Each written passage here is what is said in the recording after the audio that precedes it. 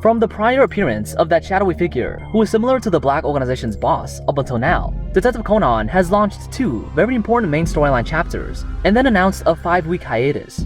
According to the author's characteristics, this long-term hiatus is in preparation for the 1100th chapter of the manga.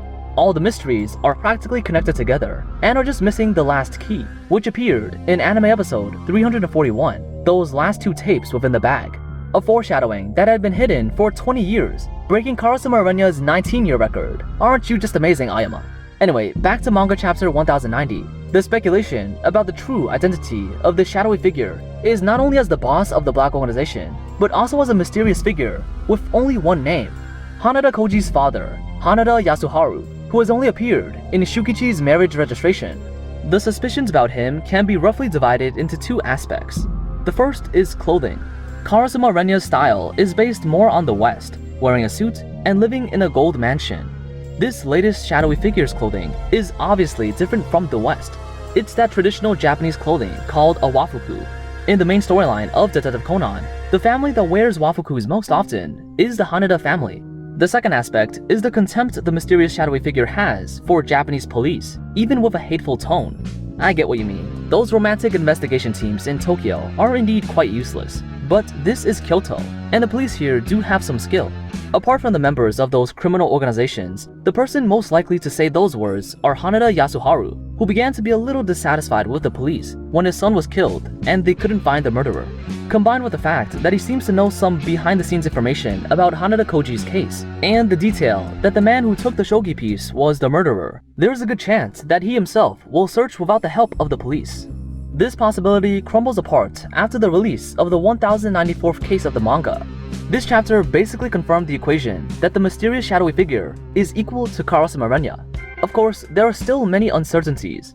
In this part, the Sarah mother and daughter once again cooperated to steal the antidote from Conan, while Conan also learned his lesson, not bringing the antidote anymore. That shadowy figure came to Tokyo from Kyoto, following behind the 2 of them. After a heart-to-heart between the 2 sides, we get to the topic at hand, about the true identity of Sarah Mary. A sudden scream interrupted everyone's thoughts. What the fuck, man, it's always something. Every time they approach the center of the case, they'll be obstructed by various accidents. Then after the case is solved, they lose their memory and go back to their daily lives. It's clear that they're teammates, and although they trust each other, they'd rather die than exchange information. Is it really necessary to make riddles every day? Is it really that hard to exert less mental activity and instead talk a bit more? Shut the hell up, Mr. Loudmouth. Choose between being the victim or the murderer. Right now, many readers have quite the motive for killing you. Tired of this, I straight up skipped the boring part of solving the mystery, as well as arresting the criminal, and just summed up the important plot clues. Sarah Mary had actually mentioned that person.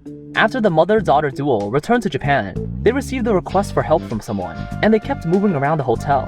That person is most likely Hanada Yasuharu, as his friend, Akai Tsutomu, once helped him to the United States to investigate the death of his son, and he eventually disappeared. The Sarah family was forced to flee to Japan, change their identities, and go into hiding. Hanada was obligated to protect them. He adopted one of the children and provided the other 2 with funds to change locations. In addition, according to the law, staying in a hotel within Japan requires you to provide some personal information. Although the Hanada family can tamper with some information, it's best for them to not frequently change the hotel they stay at in order to avoid leaving traces. That's why Mary said not to put any more burdens on that person. At the same time as when the mystery was solved, the shadowy driver appeared, triggered the fire hydrant alarm, and everyone fled the hotel. Masumi hugged her mother's body to prevent her from being caught by any cameras. The mysterious shadowy figure silently looked at the 2 people in the crowd inside. It's as if I'm dreaming right now. From this point on, the shadowy figure can no longer be Hanada Yasuharu.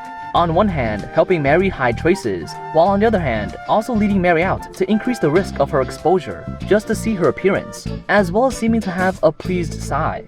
If he wanted to determine whether his friend's wife was still alive, there were plenty of better choices to make, and he chose the most dangerous one. Unless he's a schizophrenic or a lolicon, I can't think of any other motivation for him to do this. But all the logic could be explained if that shadowy figure's identity was Karasuno Aranya. He longed for an eternal commitment to developing drugs that would preserve youth and revitalize people. The first drug was successful on Vermouth and himself, while the development of the second drug was difficult.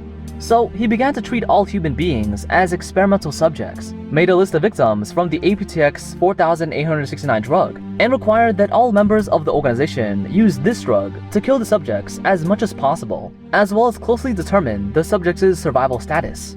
The so-called killing method that leaves no trace is just a pretense. The real purpose is to confirm the effect of the drug. Otherwise, it would not have taken a lot of trouble to continuously investigate the Kuro house several times.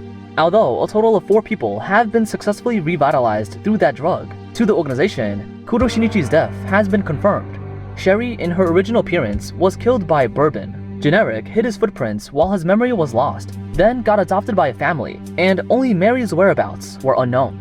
Mary, who is protected by the MI6 and the Hanada family, is difficult to locate even if by the Black Organization. The only breakthrough is what Mary said before her disappearance, that she came with her daughter.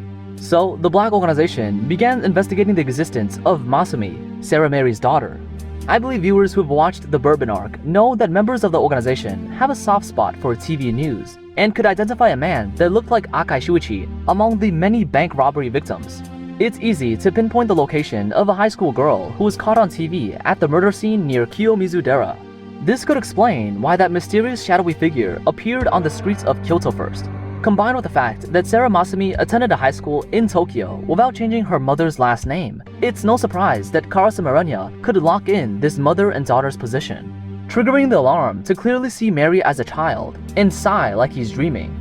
It also just so happens that the developers of the Aptx 4869 drug called it a drug that only appears in dreams. +1 for possibly being the organization boss, and +1 for possibly being the minister of developing the Aptx drug. The current situation is that Conan is guessing riddles with his teammates. The Black Organization's boss has discovered Mary's location, and Jin, along with Rum, seem to be preparing for something big.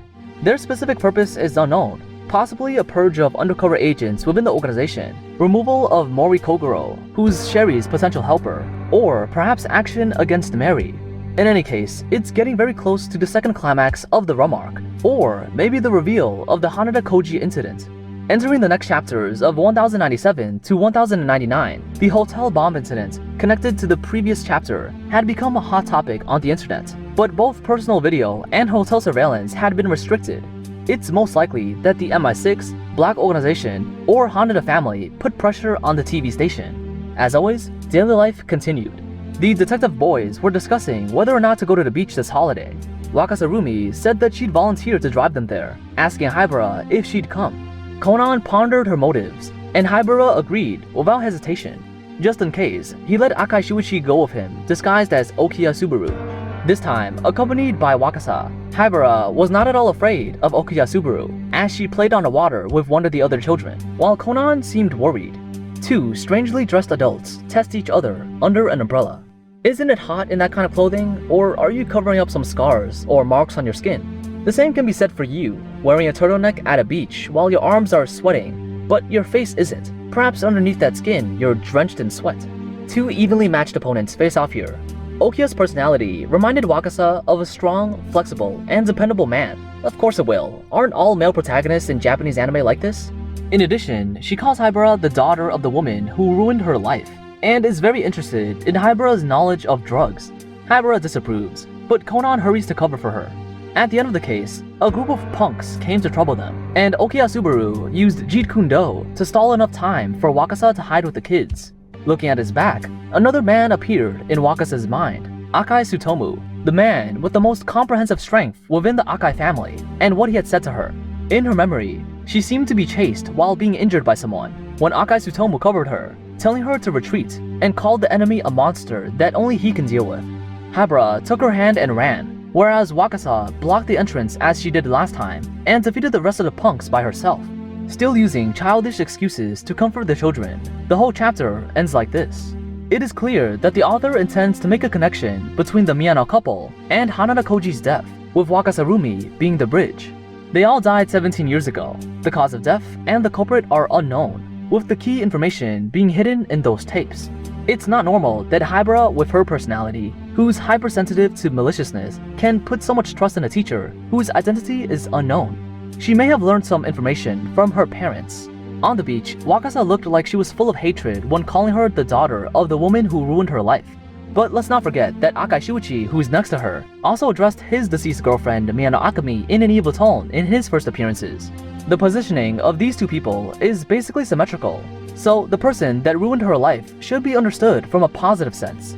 So far, the author's purpose is still clear. Sometimes the anime production team seems to directly give the viewers some clues. When it comes down to it, even when they practically say, "Stop guessing, I'll tell you all the answers," people still don't believe it. In the next video, I'm going to deduce and break down some of the parts that are not yet clear, trying to get a rough idea of it before the second climax of the rum arc.